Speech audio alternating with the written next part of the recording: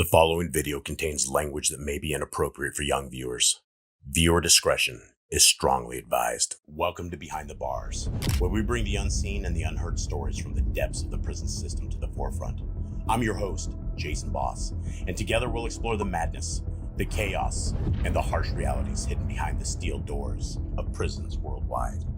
From the local jailhouse to death row across the world, we'll show you the isolation, the seclusion, and the decades spent enduring unimaginable conditions. These are the stories of survival, struggle, and humanity in places most of us will never see. We're here to shine a light on what society often forgets, the voices of the incarcerated. Each story is real, each voice is authentic, and every moment reveals the raw, unfiltered truth of life behind the bars. Join me for a journey like no other, a journey into the darkness, the truth, and the resilience of the human spirit. This is Behind the Bars, real life, real stories. Ladies and gentlemen, friends and family, thank you very much for joining us on this Behind the Bars podcast. And I have my good friend with me, Terrell Deshaun Perry, and he has been doing about 22 years in the Texas Department of Criminal Justice. He is a warrior when it comes to all things good, and this is a guy that is exciting to listen to and has a very exciting story that it's something that is worthy of listening to, because there's traps that he has fallen into that are traps that pretty much anybody could fall into. There's a lot of things that are little breadcrumbs along the way, and as we go through these stories, for those on the outside, I would encourage you guys to support and to send an email over to our brother here, Terrell Perry. How you doing today, buddy? I'm good, man. Just came back in from being a service to my brothers, man. Everybody good so far, so just keep it going, man.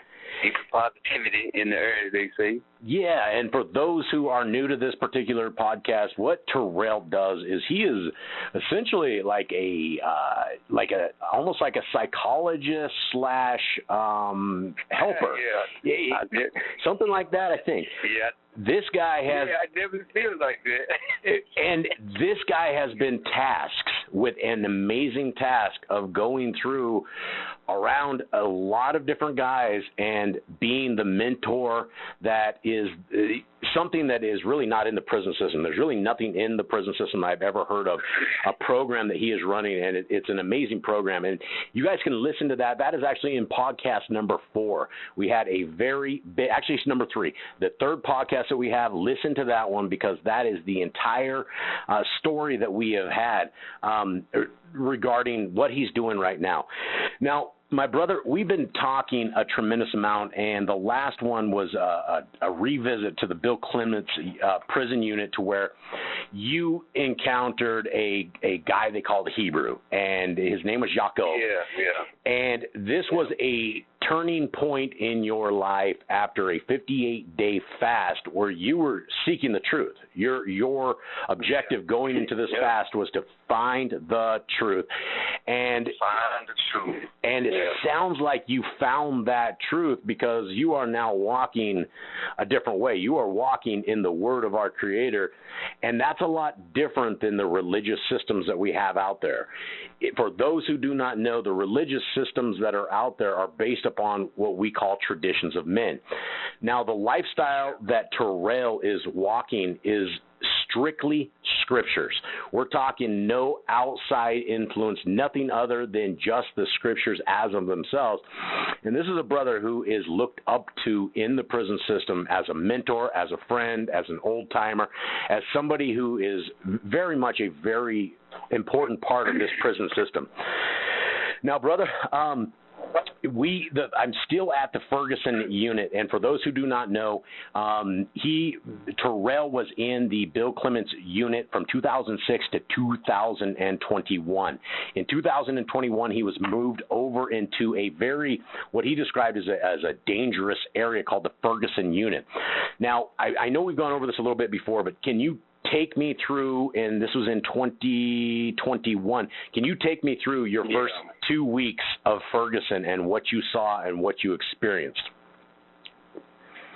Okay, the first day. This is the first day I was on 8-par, 1 row, 26 cell. That's the last cell, all the way in the back on 1 row.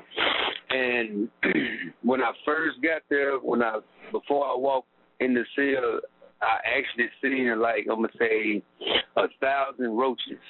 That's just a rough estimate. And it's just like a half of a mat and a sheet. And I don't know how long this sheet been in there. And we made it there at nighttime, so we didn't eat all day. So when I made it in there, because we was on the bus from Amarillo, Texas, to Midway, Texas, where the Ferguson Unit located at. Where the only time they stopped was to gas up and switch officers that, we didn't get anything to eat in between. So I'm going to say about 12, 13 hours straight ride, basically, with no stops. So when we finally made it there at nighttime, they just basically told us in these cells and said they were going to take care of y'all in the morning, but the only thing is in the morning was on a Saturday. So nothing's going to be open. Ain't nobody going to be there. The laundry's not open to get the laundry's not open to get basically necessities like boxes, clothes, and sheets and blankets and stuff like that. And this is in January, so it is cold. Mm-hmm. So the first day when I went in, after I ran the roaches off, I laid down. When I finally put my property down, I laid down, and about 6 roaches crawled over the sheet because I have to use the same sheet. I don't know how long it's been in. Oh, hold on, brother. You just broke up. Okay, there you go. All right, it just broke up for a second, but we're back. Yeah. Okay, so you had 4 roaches that crawled over you after you had shaken this off. Yeah, after I had the bases head up under this sheet that was already in there. So I did not go to sleep for about the first 2 days. I probably went to sleep Sunday night, and I did not go to sleep from that Friday night. I didn't go to sleep Saturday because I'm basically fighting roaches. My property bag that I had is a red, like chain mesh bag you can see through, and every time I roll over in the bed for fighting the roaches, it was roaches all in my bed, running around my bag, and so I took everything, my bowls and stuff out, and this is just the first day. Then I hung it up on a locker that's over the bunks. I hung the bag up thinking that, the roaches can't get to it if it's hanging. And so I was wrong. Mm-hmm. I laid down, and about 5-10 minutes later, I look up and I see like 15 roaches running around the bag, inside the bag. So I took everything out again, tried to clean everything off, and man, it was just horrible. That day, that's the first day, and I did this for 2 days until I finally screwed in the light bulb and the little light thing, and I turned the light on and the roaches left enough to where I can actually not have to fight them off, so they left. So I had to leave the light on at night, and I kept it off in the daytime when the sun came up, because they didn't come out, when there was sun out. So basically, I had to sleep in light the whole weekend. And Sunday, I think Monday was like Martin Luther King Day, so we left, and on Tuesday, I went to a pod on Tuesday, J-Pod, they call it the Four Corners. I went down there, and one of my friends that I play basketball with, he got shipped over there with us. So he went to G-Pod. It's like a kind of rough pod. We got a couple of G3 offenders over there, so it's kind of rough. It's kind of tough over there. So that night, a guy tied himself in his cell because they got some bars. He tied his bars so the door couldn't open, and he set himself on fire. It was full of, I think, ice, methamphetamine and stuff. He had been up like 6-7 days. So he almost killed himself, almost burned himself up before they can get in the cell. So, and then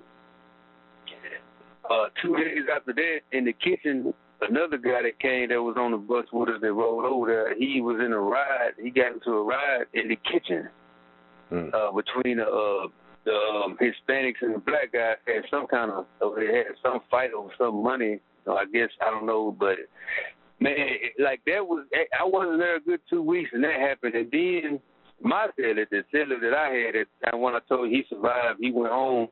but he swallowed some I didn't know that he was actually doing, the ice, and he swallowed some in a bag, and because he thought the officer was gonna shake us down, he swallowed some, man, and it busted. I think it busted inside his stomach, and he tripped out. Like he had almost OD, and he's tripping out, wigging out, and this guy looks like Lou Ferrigno. I'm telling you, he was big, like an action figure, and but he was cool because he was trying to get out the cell because he knew something was going wrong. So they finally got him out the cell and locked him up. But they seen what was going on. So I mean, he went home. A year later, he went home. He good, because he lost his mom. So he was going through some times, and he just started basically getting high because he couldn't deal with the pressure of losing his mom while he was in prison. And he had been locked up 24 years at this time.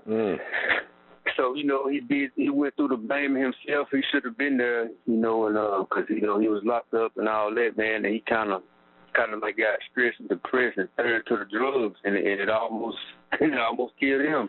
Do you have any idea? So, but he got it. Do you know how much ice he did? How much was that? Did he ever tell you? I don't know. He just told me it was a lot. When I talked to him again, because we went to a cognitive intervention course over there together. Mm-hmm. When he got himself right, we took classes, cognitive intervention, to have better thinking skills, to better your thinking ability in critical situations. And that class, hold on, put things in. Okay, hold on. Wi-Fi kind of horrible. Yeah, it just broke up there for a second, but it was mostly good. So you met him he's over the classes with you when you got cleaned up on this whole thing, right? Yes, after we were selling, he went to they locked him in isolation, and he went to the hospital, got himself together, stayed there for like a month and a half or something. Came back, he was good. He got into the cognitive intervention class because he knew that he had basically, took some steps back.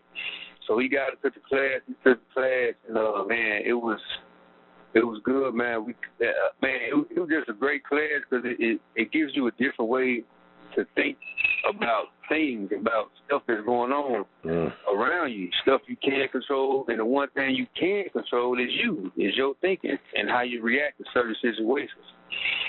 So I just used all that into what I was basically called to do, is to help people. I don't know how I'm going to help them or where I'm going to help them, when I'm going to help them, but I just know I have an urge to help people positively. And I used to do it with the street loyalty and the street knowledge, the street understanding of helping people do something wrong. Then it switched, it flipped to helping people do something right, helping people change their life, to give them a positive outlook, a positive aspect, and a positive way of thinking so they can change their life.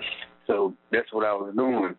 And like I said, I became like an elder in the community of brothers over there.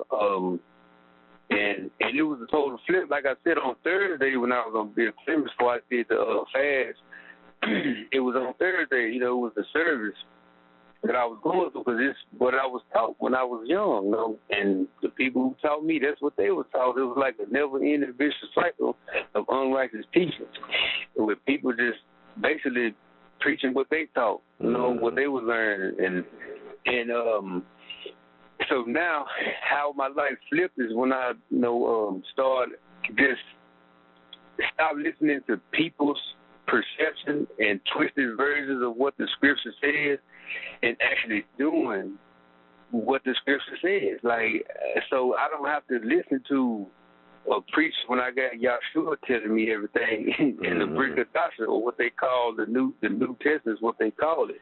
The brick Tasha is like, that's the renewed covenant, basically what he was telling me. It's the same covenant as what they call the old chapter, the Torah, the Tanakh. It's the same covenant. It's just the renewed part, meaning you're just applying it different. It's the same thing. The laws still apply. The word of Yahweh still lives on through Yahshua, because that's what it shows. Yep. Like, I don't have to listen to somebody tell me what Yahshua said when I can just read what he said and do what he said. Yeah. It seemed complex, but it was so simple. You're right. And the complexity of it is that people won't read their scriptures. They just won't read with an understanding, their eyes open. Okay, so brother, that was your first 2 weeks in Ferguson. Did anything ever get any better? Is that place just wild or what? Yeah, it's just wild. Like, because they got the high school program over there where dudes who come to the penitentiary before they finish high school. So they let you know that's how young it was over there. You know, the younger generation now is everybody has to be tough. Everybody has to run around with a gun and shoot at people and sell dope and make a whole bunch of money and just talk about it so everybody notice what you're doing. And it's just. And that's the mentality of the youngsters that was coming in. And I was different. You know, I was different. Now, it's a bunch of older guys that was doing the same thing I did. Like, they was trying to tell the younger generation and give them something righteous to see, something different to see, another way of looking at life.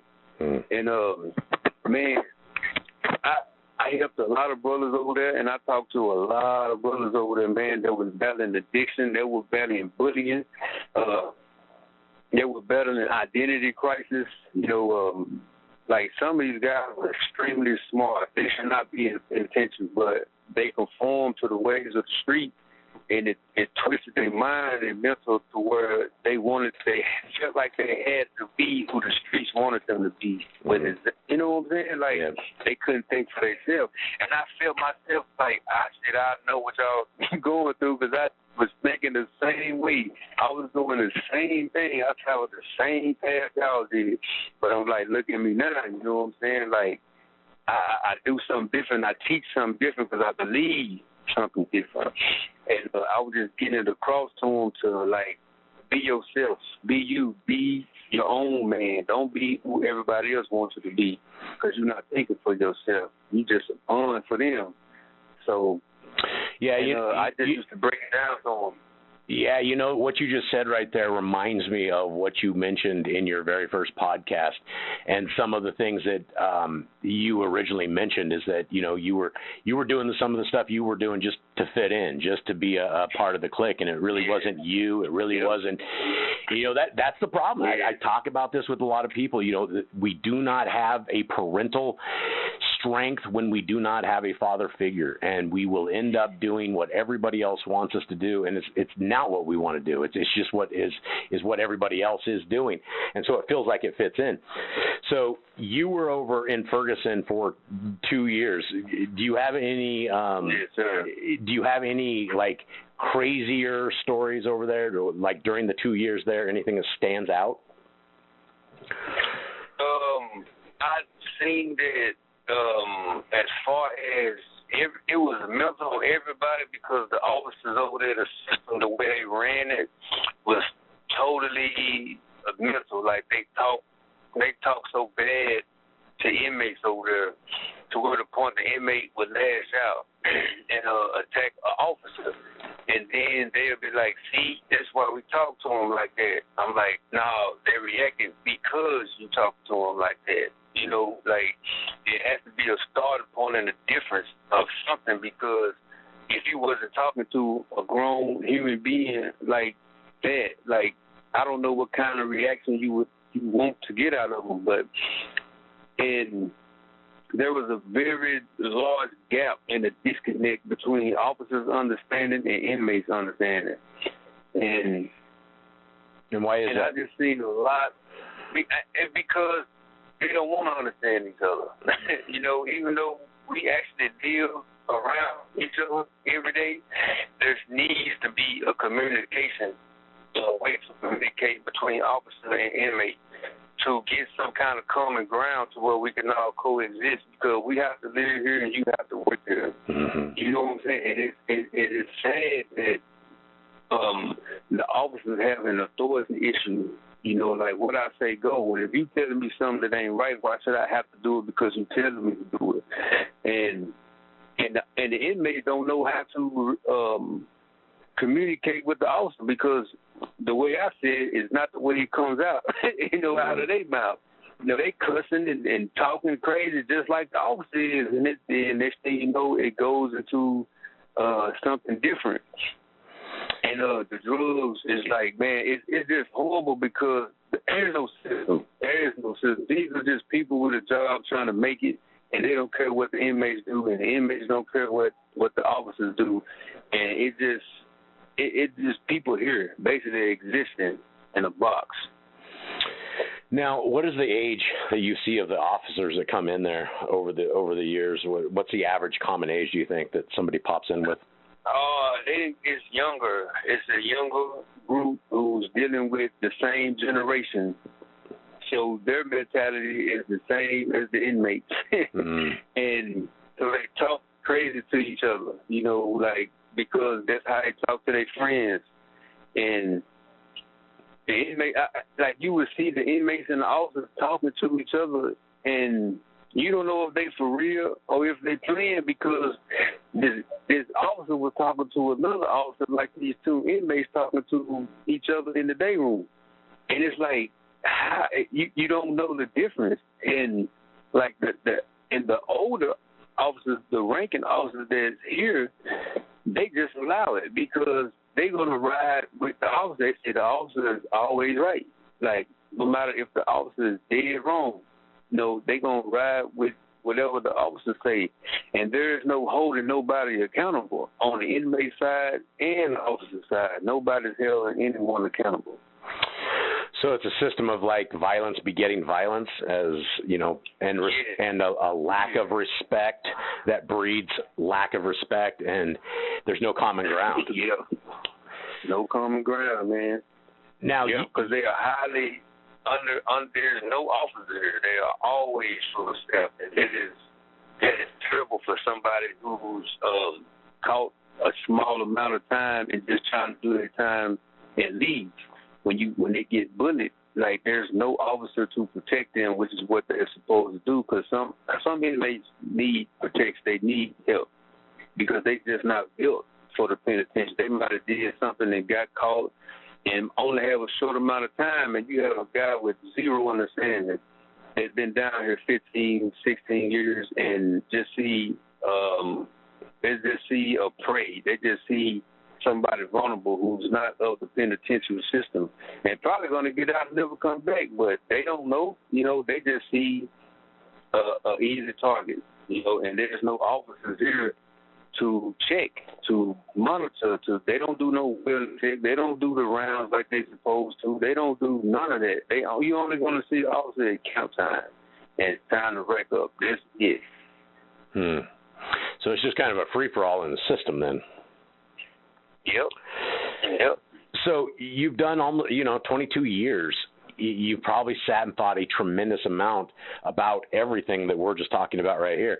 Is there a solution for this disconnect between the officers and the prisoners? Is there any hope of any sort of a system of changing this to where the respect is restored and to where there's common ground, to where people can just do their time and the officers are assisting, whereas right now they kind of just are kind of babysitting at the very least? What's the answer to this? Who do they need to hire? What are the people that need to come in to change this environment? I don't think it would be a bad idea if they come up with programs to allow the inmates to earn your freedom. You know what I'm saying? To earn your way out the door. And they need to enforce it to make sure that once you earn it, you will leave. Because like I said, this guy that's getting out, and I told him about that. He wants to talk to you too. His name is Ware. Last name is Ware. We call him Hardware. I've been knowing him over 20 years. He's been locked up for 31 years, and he's supposed to been gone 3 days ago, and he's still here. It's sad. After 31 years, he did everything you asked him to do. He made his parole, and now they just won't release him. And it's sad because now, and I go over there and talk to him, make sure his mind's good, and he's definitely not going to do anything to mess it up. But he was like, it's just sad, man, how I did everything I was supposed to. I did my time, and I did the classes, and now they just won't release me for some reason. Like, his family calling and checking, so, hopefully he'll leave tonight. But when you feel like there is no hope, it's like, why should I care? So we have to develop, I think TDC should come up with a system that actually allows people to have hope in the classes they take, to have hope in earning your freedom, like to be like, yeah, once you do this, you're going home, but you have to do this and this for this amount of years. If you got to do a lot of time, then your time should be cut in half if you do this for this amount of years. If you got to do 20 years flat, then you should have a program that lasts for 10 years. If you complete it, then in 10 years, you earned it. You earned your right because you did everything you're supposed to do without no disciplinaries, without no cases, without, anything that could set you back. So you deserve another shot. And they don't have that in here. Yeah, so there almost needs to be a program inside of the system and I think that's a brilliant idea. I think what you're saying, that makes a lot of sense, because when you are in an environment of no hope, then nobody cares, right? It doesn't matter if somebody dies, it doesn't matter if there's a riot, it just doesn't matter because nobody's getting out, whatever happens. So why not be a menace in that environment? So that is a really, really good thing. All right, we're getting about 4 minutes left on this, and then I want to keep track of our time. So you're in this. You were Ferguson. I guess you graduated Ferguson, right? And was there any close encounters in the Ferguson unit where somebody was going to shank you, or where you felt like your life was threatened, or you felt in danger? Yes, there was at one point. The Wi-Fi is going in and out too, so I hope it don't cut off. So I went to the day room to go to go eat, and I didn't know that some blood members had an altercation with one of the Spanish gangs. And when I went into the day room, I immediately felt that something was going to happen. Because I see all the blood on this side and all the Spanish guys on this side, and they all talking, and you got two dudes in the middle talking, and I'm like, and I go to the back, so the other guy, he was like, hey, School, man, you shouldn't have came to the day room. I'm like, what do you mean? He said, yeah, man, you shouldn't have came to the day room. They finna have a ride in the day room. I'm like, I'm finna have a ride in the day room. And he like, yeah, man. He said, yeah, the Bloods and the Spanish guys, they finna have a ride over like $5,000 and some cell phones. I'm like, oh, man. I'm like, oh, man, why did I come to the day room today, man? So I prayed to the Father, man, like, if it do happen, let me find some way to open this door so I can leave out. Because I don't want to get in no ride. Because in a ride, you basically have to protect yourself from whoever come your way. Because you don't know what their intent is.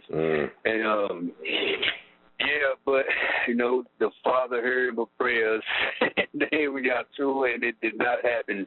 It did not happen that day, you put it like that. It did not happen that day. So, yeah, and I was like, oh, man, it was going to go down. And I seen it. You felt it. I seen the shanks, and I seen the fan motors, and, yeah, man, it was about to go down, but it didn't. Wow. Praise you. All right, brother. This is our last moments right here. What do you got to give to the people out here? What advice? What can you build these people up with that are just listening to this podcast? You have 1 minute left. Find a way to help your fellow, your brother, your neighbor, your sister. Just help them. Like any kind of way that'll help them, that'll give them some motivation to want to do better and be better. Some kind of way. The smallest thing you can do can help somebody tremendously in their life.